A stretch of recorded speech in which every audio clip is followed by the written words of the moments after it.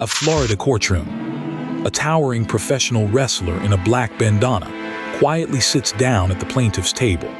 He is demanding $100 million from a massive media empire for leaking his private videos.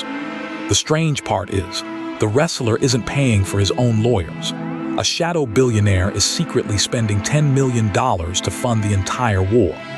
This is the story of how a decade-old personal grudge became a meticulously planned corporate execution, proving that with enough money, you can completely destroy a media empire from the shadows. In 2007, Peter Thiel was a rising star in the tech world. As the co-founder of PayPal and the very first outside investor in Facebook, he was quickly becoming a billionaire power player. But he had a private life he wanted to keep private. That privacy vanished when Gawker Media's tech blog, Valleywag, published an article outing Thiel as gay. For Thiel, this was an unforgivable violation. He harbored a deep, burning grudge. To him, Gawker wasn't doing journalism. They were bullies who targeted people for clicks.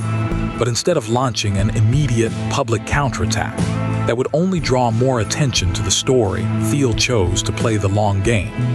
He waited. Like a submarine running silent in deep water, he spent years searching for the perfect weapon to strike back. He knew that to truly destroy Gawker, he couldn't just sue them himself and risk looking like a thin-skinned billionaire. He needed a proxy, someone with a massive, sympathetic claim who could inflict maximum damage. And in October 2012, Gawker's editors handed him the perfect target on a silver platter. That target was Terry Gene Bollea, known to the world as the legendary professional wrestler Hulk Hogan. In October 2012, Gawker.com published a highly explicit excerpt of a sex tape featuring Hogan. The wrestler was devastated.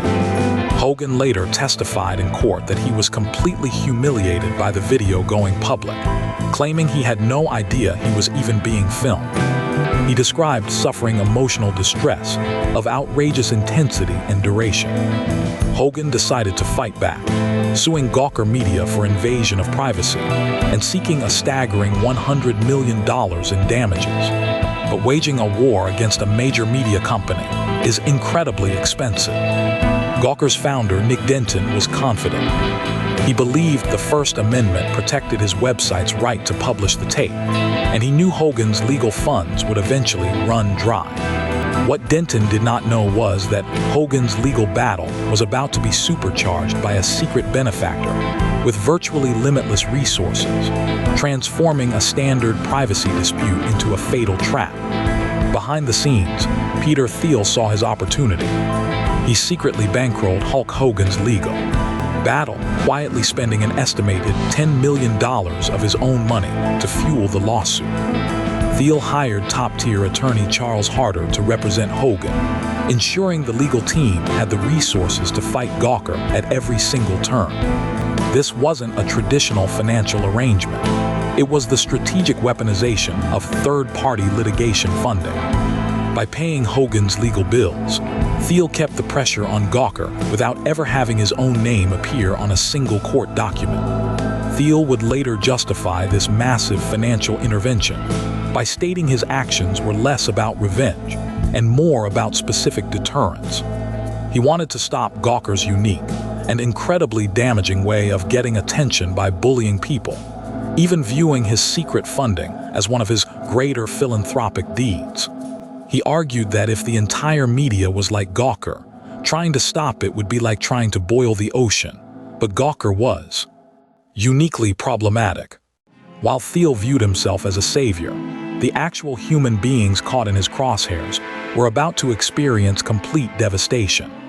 The battle reached its climax in March 2016 in a Florida courtroom.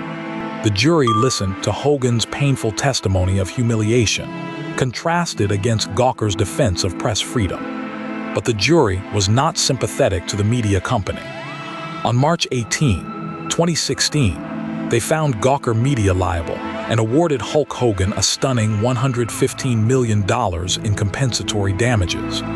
Just 3 days later, on March 21, The jury piled on an additional $25 million in punitive damages, bringing the total verdict to a jaw-dropping $140 million.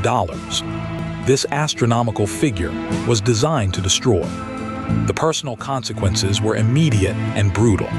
Founder Nick Denton was hit with $10 million in personal punitive damages. Even worse, A.J. Daulerio, the former Gawker editor who had published the sex tape excerpt, was hit with $100,000 in personal punitive damages. Daulerio, who was only 4 months sober at the time of the verdict, described his life afterward as total and complete financial ruin and public embarrassment. The immense pressure and public scrutiny threatened to completely derail his fragile recovery. The massive $140 million verdict was a financial death blow. In June 2016, unable to pay the astronomical judgment, Gawker Media filed for Chapter 11 bankruptcy protection. A few months later, in August, founder Nick Denton was forced to personally file for Chapter 11 bankruptcy as well. The media empire was dismantled and put up for auction. Univision Communications acquired most of Gawker Media's assets for $135 million, but they wanted nothing to do with the toxic flagship brand. On August 18, 2016, Gawker Media announced that Gawker.com would officially cease operations. The voice of an era was silenced forever. Seal on the destruction, Gawker and Hogan eventually reached a $31 million settlement in November 2016. As part of this final agreement, 3 specific articles, including the original Hulk Hogan sex tape story, were permanently scrubbed and removed from the internet. Thiel's mission was fully accomplished. The fall of Gawker proved that with enough money, a single determined billionaire can systematically destroy a media outlet from the dark, bypassing traditional press protections entirely. What started as a personal grudge in 2007 ended in the total annihilation of a pioneering digital media company, leaving ordinary employees jobless and editors financially ruined. Peter Thiel's secret $10 million campaign permanently altered the landscape of media, privacy, and justice, demonstrating that the ultimate power in the modern world belongs to those who can afford to fund their own version of truth. But Peter Thiel's influence on massive financial collapses didn't stop with Gawker. His actions would later help trigger one of the fastest bank runs in American history. And that is the next case, SVB collapse, how a $200 billion bank vanished in 48 hours.